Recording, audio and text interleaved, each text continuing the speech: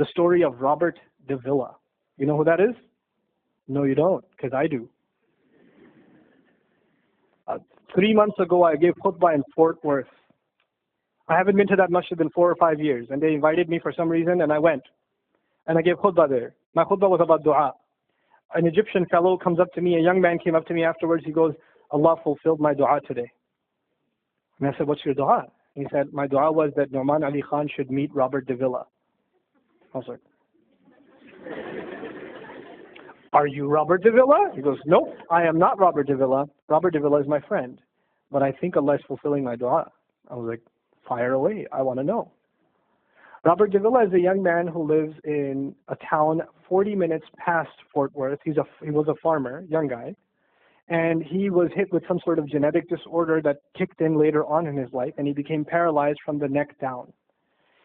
And he lives in a nursing home. Most people in that nursing home are 90 years, 100 years. They're really, really old people. And then there's, his room where he's paralyzed neck down. He's the only 30-something-year-old that is in the nursing home, okay? And he's been in that nursing home for the last 10 years.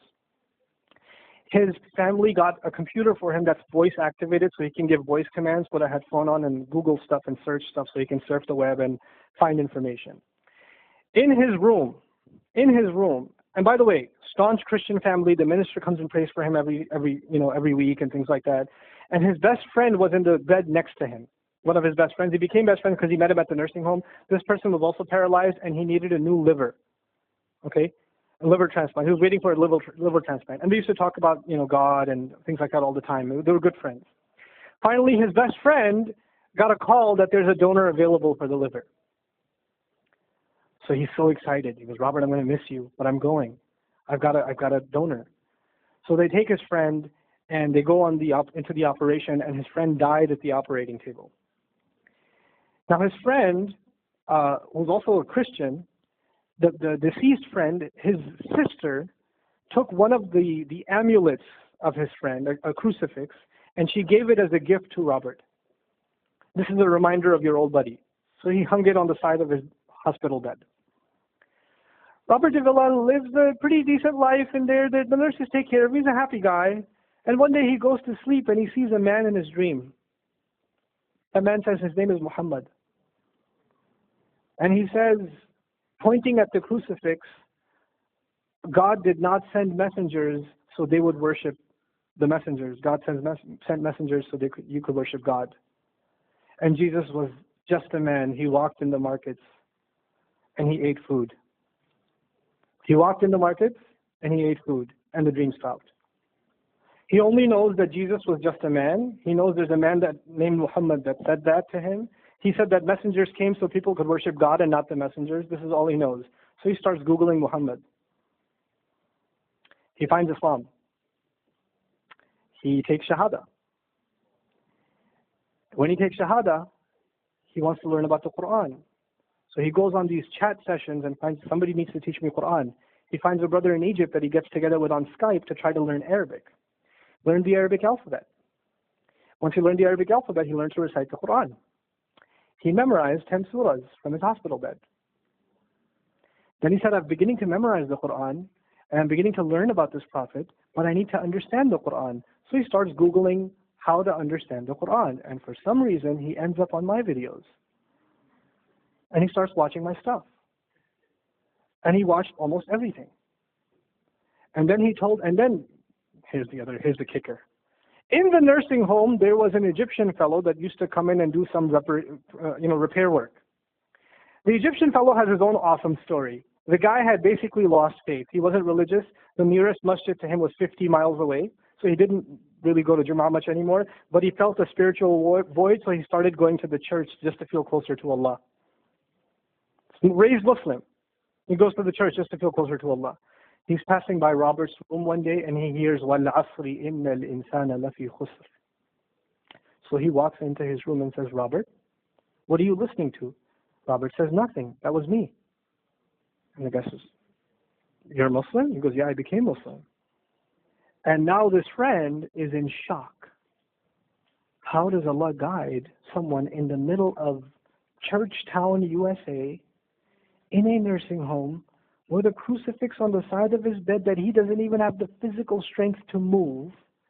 And the guy himself says, I want to come back to Allah. So he tells him about his, the friend he found online, Nouman Ali Khan. So the Egyptian fellow starts watching my videos.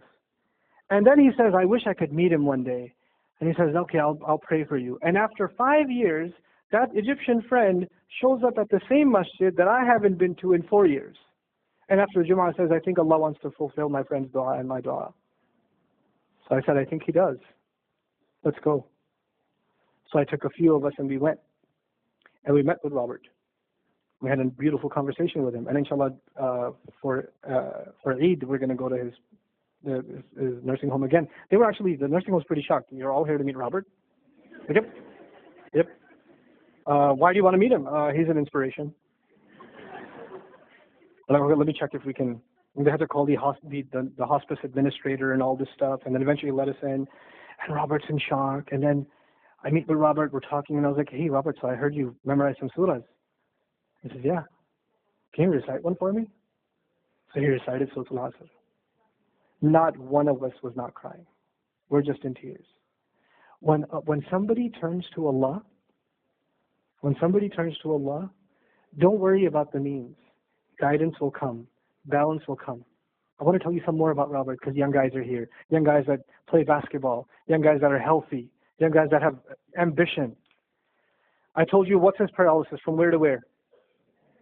Neck down. He has a special wheelchair that has to hold pretty much every part of his body in place. He can't just sit in a wheelchair. It holds his neck and it holds every other part of his body in place because he has no control over his limbs. And he has to have a special van where the wheelchair locks in so that if it goes through a bump or whatever, he doesn't, receive the shock. So he made a request. He wants to go to the Friday prayer. They didn't have the special van, so they put him in a regular van. And so he went to the regular van and a few bumps and his spine got even more hurt. He went to Jumu'ah. He came back in excruciating pain. And they said, I'm sorry, Robert, you're no longer able to sit in your wheelchair. You're going to have to stay in your bed for the next 6 months at least. If you see recovery, then you can get back up again. I met him in that span. He'd already been in that bed for 3 months already. And the reason he was in that bed is he went to Jummah prayer. And he told me about the Jummah prayer. He said, I've never felt more peace in my life than I was in that masjid. And you know what I'm going to do, Brother Nouman? When I can sit in my chair again, I'm going to go to Jummah. I'm going to go to the masjid because I've never felt like that before.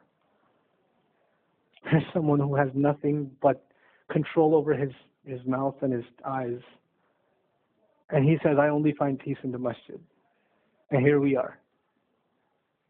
These masajid, I don't care what ideology, what school of thought, what they're talking about in the masjid, what fitna is there. I don't care. It's still Allah's house. Just go to pray. Don't go there to talk to people. Go there to talk to Allah. Just go to talk to Allah. You're just going for you and Allah. That's it. That's it. Other things will come, but you're not going for them. You're just going there to find peace. You'll become different people. If Allah can guide Robert Davila, Allah guide everybody. And then he said, sometimes I wonder why Allah put me in this position.